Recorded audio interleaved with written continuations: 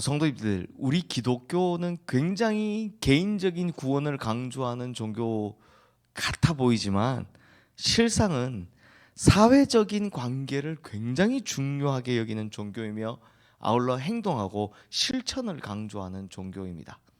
그러니까 믿음만을 강조한다고 해서 마음속의 믿음만을 중요시하는 게 아니라 그것을 실천하는 것을 굉장히 중요시하고, 그리고 개인적인 나만 구원받는 게 아니라 이 사회 전체가 함께 구원받기를 바라는 그런 종교이죠. 그러다 보니 개인적인 참선이나 또 해탈이라고 하나요? 이런 걸 최우선 가치로 여겨서 산속에 들어가는 종교와 달리 교회는 전부 다 이 세상 한가운데 있는 겁니다.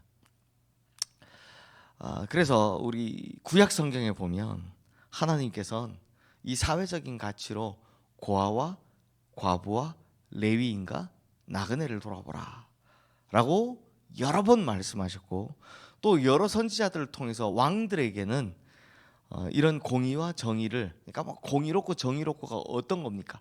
고아와 과부와 나그네를 돌아보라, 이런 것들을 촉구했었습니다. 또 신약에서는 예수님께서 저희를 불러다가 제자 삼으시며 뭐라고 합니까? 너희는 세상의 빛과 소금이라 라고 말씀하셨고요. 또 세상 가운데 그리스도인들이 어떻게 살아가는지에 대해서 끊임없이 우리에게 말씀해주고 있습니다. 그만큼 기독교는요, 이 사회와 친밀한 종교인 겁니다. 그래서 이 세상을 아름답게 정의롭게 하나님 나라로 바꾸려는 이 목표를 삼는 것이 바로 기독교라는 거죠. 그런데 성도님들, 이 놀랍게도 지혜도 마찬가지입니다. 근데 일반적인 의미에서 지혜는 우리 구원과 마찬가지로 굉장히 개인적인 의미가 강한 표현이죠. 자, 성도님들, 똑똑하고 지혜로운 걸 공유할 수 있습니까? 그 공유하기가 어렵습니다. 그래서 지혜라고 하면 대부분 다 개인적인 것으로 생각을 합니다.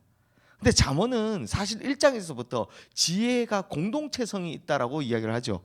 그래서 광장에서 지혜가 부르고 있으니까 나가라, 그곳으로 가보라 라고 이야기하지 않았습니까? 즉 이 말은 지혜는 절대 혼자서 존재하진 않는다라는 겁니다. 그래서 우리가 지금까지 쫙 봐온 잠언들을 생각해 보면 사실 굉장히 사람과의 관계에서 지혜를 이야기하고 있는 걸 볼 수 있습니다. 그냥 공부 열심히 해라 이런 게 아니라 성실해라, 정직해라, 사람과의 관계에서 뒤에서 함부로 말하지 마라 등등등등, 전부 다 공동체성을 가진 지혜를 이야기하는 걸 볼 수 있습니다. 그러므로 우리가 진실한 지혜를 얻기 원한다면, 이 잠언이 말하는 지혜를 얻기 원한다면 사실은 어디에 공동체와 함께 있어야 되고 사람들과 함께 어울려 있어야 한다는 겁니다. 그 안에서 지혜를 공의롭게 실행하라, 이 이야기를 하고 있다는 거죠. 오늘 본문에서도요. 오늘 본문 딱 2절을 읽었는데, 그래서 오늘 설교도 간단합니다. 오늘 본문에서 보면 하나님께서 우리에게 주신 지혜를 누리고 그 지혜를 사용하는 자라면 이렇게 살아야 된다라고 교훈하고 있는데요. 먼저 11절 말씀 함께 읽겠습니다.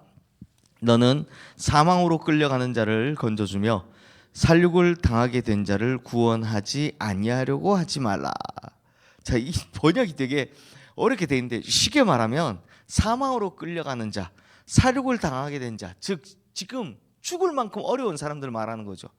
이 사람들에게 구원의 손길을 베풀어야 한다는 겁니다. 그러니까 우리 주변에 너무 힘들어하는 사람이 있다면, 정말 죽고 싶은 마음이 들 정도로 어려워하는 사람이 있다면, 혹은 우리 흔히 표현으로 사망의 고통 가운데 앉아있는 사람들이 있다면 이런 자들을 우리가 찾아서 도와줘야 한다, 이 말을 하고 있는 겁니다. 특히 눈 감고 모른 척하지 말라라는 겁니다. 왜요? 성도님들, 사람은 항상 핑계거리가 많습니다. 저는 정말 주변에 그런 사람이 그렇게 어려운 줄 몰랐습니다.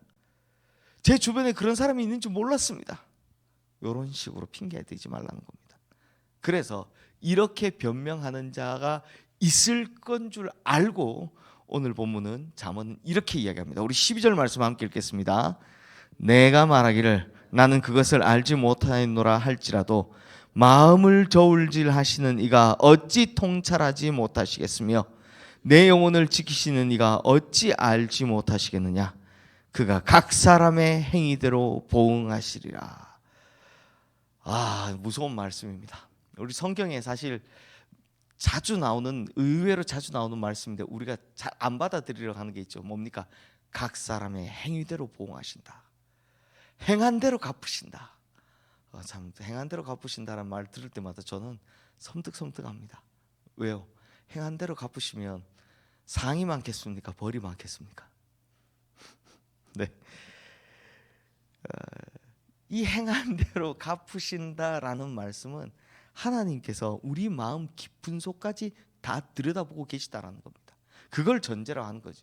그러니까 오늘 11절 12절 말씀을 빗대면 이렇습니다. 하나님께서 다 알고 계시니까 핑계 대지 말라는 겁니다.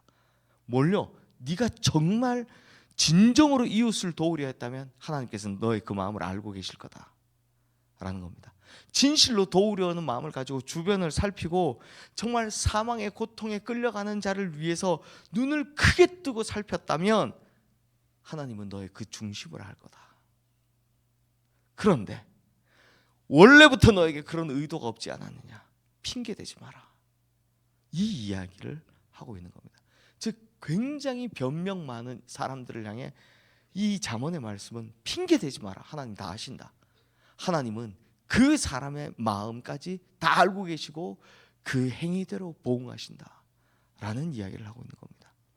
그러므로 성도님들, 우리가 이 책망을 진짜 하나님의 말씀으로 받아들인다면 우리는 이제 거짓되게 행해서는 안 됩니다. 우리 주변에 가난하고 힘들고 어려운 사람들, 그런 사람들이 있는지 눈을 크게 뜨고 살피고 그들을 도와야 한다는 겁니다. 하나님께서 도우라고 하셨으니 우리 주변에 어려움 당한 자가 있다면 그들을 찾아 긍휼한 마음으로 살펴봐야 한다는 겁니다. 이것이 지혜 있는 자가 이 세상에서 빛과 소금이 되는 겁니다. 그 방법입니다. 그러므로 우리 성도님들, 눈을 들어야 합니다. 그리고 우리 주변에 정말 죽을 만큼 고통당한 자가 있는지 그들을 찾아내서 도움으로 우리 성도님들은 하나님께서 말씀하시는 지혜로운 자, 지혜로운 성도님들이 되시기를 주님의 이름으로 축원합니다. 그러면 우리의 이 지혜가 이 세상을 하나님의 나라로 만들어가게 될 줄로 믿습니다. 이 시간 오늘 주신 말씀 기억하며 함께 기도하겠습니다.